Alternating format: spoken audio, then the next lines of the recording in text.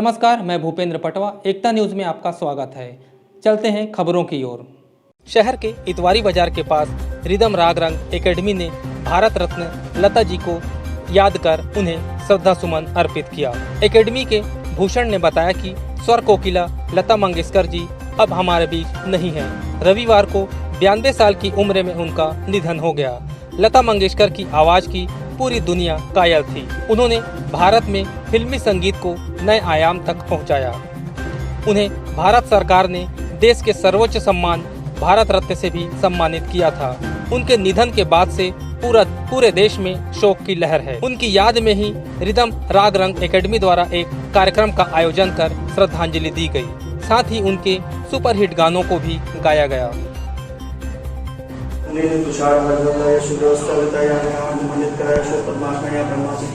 शंकर प्रकृति में देवै सदा मंत्र सामा पातु सरस्वती।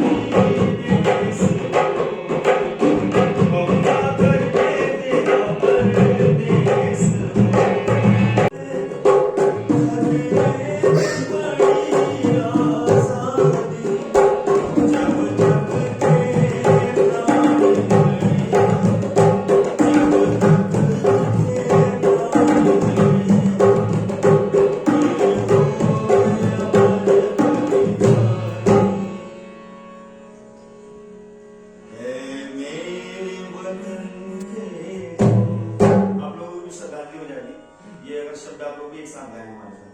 ऐ मेरे वतन के लोग, जरा आँख में भर लो पानी,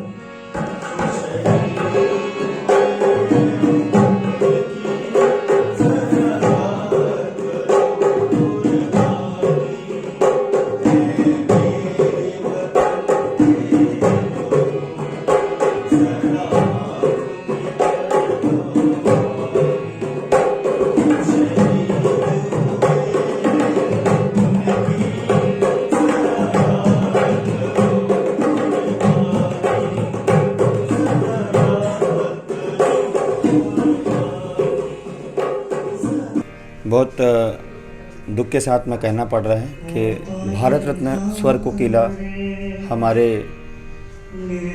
लता मंगेशकर जी ताई जी को हम श्रद्धा सुमन रिदम राग रंग फाउंडेशन एकेडमी के द्वारा आज उनके गाए हुए गीतों का श्रद्धांजलि अर्पण कर रहे हैं।